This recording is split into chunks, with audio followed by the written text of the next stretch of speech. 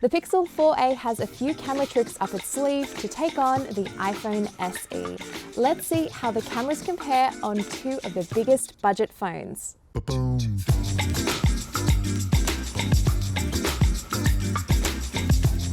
Both of these phones have a single rear camera, but the Pixel 4a costs $50 less than the iPhone SE in the US. So let's see some photos and videos first, and then we'll come back and talk about the differences in camera hardware.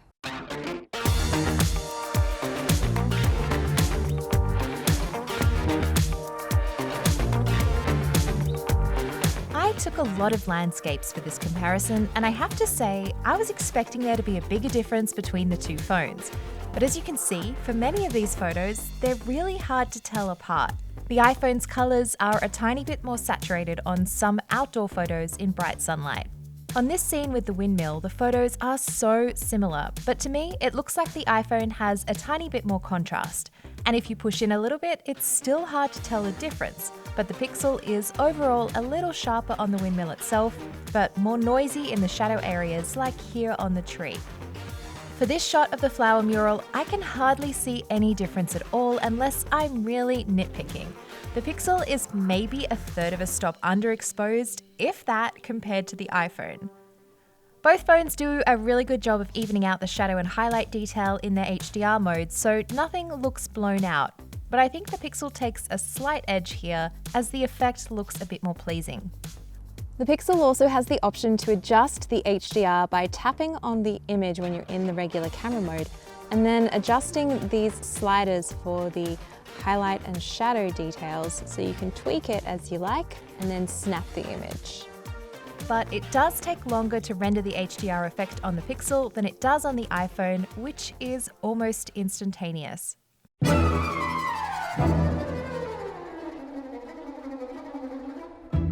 For this food shot with natural diffused lighting, the biggest difference I can see is the saturation level, so the iPhone looks a bit more vibrant like we've seen in some of the other shots. When you push in a bit closer to look at the detail, I cannot separate them.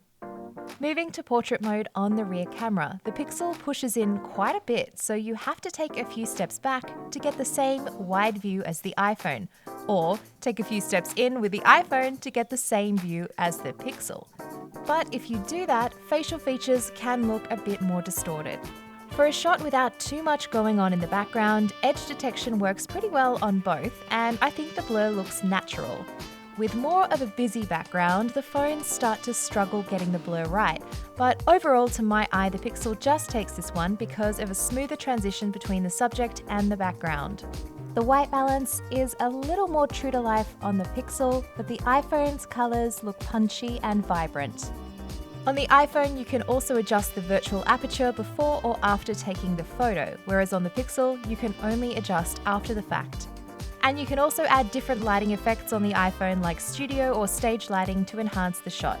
But the iPhone can't take portrait mode photos of anything other than people, so if you try to snap flowers or any other object, it will just say no person detected on the screen. The Pixel, on the other hand, takes portrait mode photos of pretty much anything. For the front camera, the Pixel's lens has a wider field of view, so I found that my facial features looked a little distorted for selfies. And it's a fixed focus lens, so sometimes if you don't get the angle or the distance between you and the lens just right, you can end up being a bit soft and out of focus. Like all these photos, it's about personal preference, so I prefer how I look on the iPhone compared to the Pixel, which has a bit more contrast overall. Thanks to their single lens, neither of these phones have optical zoom. But the Pixel has super res zoom that merges frames together to create a more detailed image. The iPhone, though, has plain old digital zoom. So here's a shot from both of the phones at 2x. And here is one at 5x, which is the maximum reach of the iPhone. It's actually not too bad on either of them, but I would say the Pixel definitely takes the edge on detail.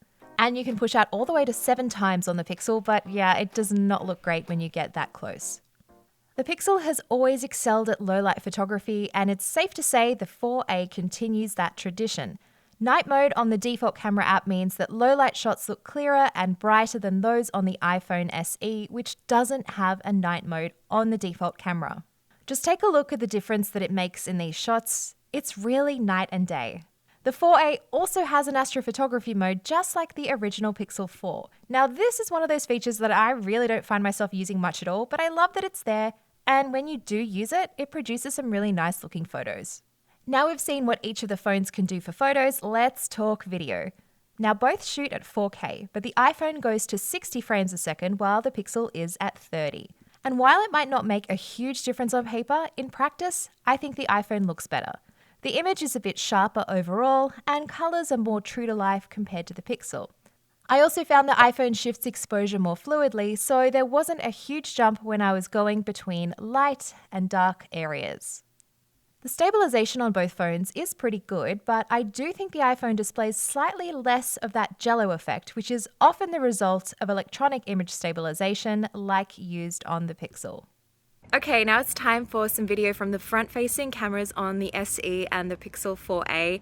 I'm holding them about the same length from my face. The Pixel 4a does crop in a little bit more onto the image. Just want you to take a look at how it deals with me hand-holding it, and also to see the background if anything is blown out, see how they deal with dynamic range from the front camera when it comes to video, and also the audio. So as I'm talking, we'll switch back and forth between the audio tracks so you can take a listen and see which one sounds better. And I'm also going to do a little bit of a walk so you can see stabilization as I'm moving rather than just standing still. So holding a phone steady as you walk is a real talent and a great skill, and I admire anyone who can do it well. So just take a look and see what the stabilization looks like as I am walking and talking, and as I try not to trip over the plants in the garden. Alright, let's look at the camera specs.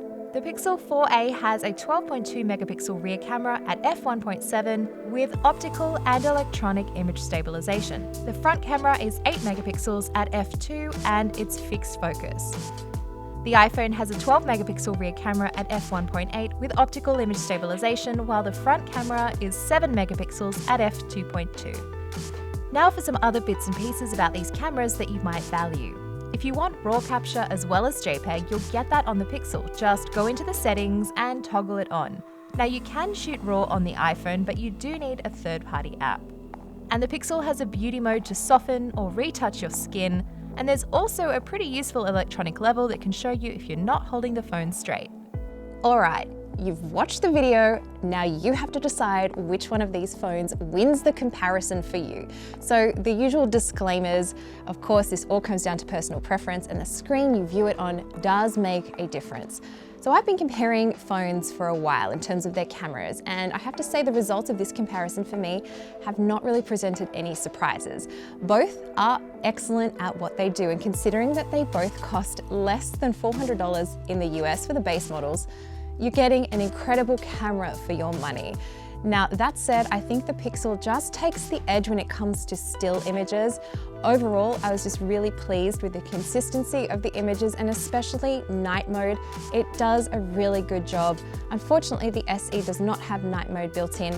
If it did, I think they would be absolutely neck and neck when it comes to still images. I do prefer the selfie and the front-facing camera on the iPhone. I think it looks a little bit more flattering. When it comes to video though, it's the complete opposite. The images look sharp, detailed, the audio is good, and the stabilization is excellent. So if video is a priority for you, then the iPhone is a stronger performer. But as I said, both of these phones have incredibly capable cameras, and you're really not going to be disappointed in either. Thanks for watching the comparison. Let me know which phone you think won down in the comments below, and stay tuned, we got lots more camera comparisons and phone comparisons coming your way.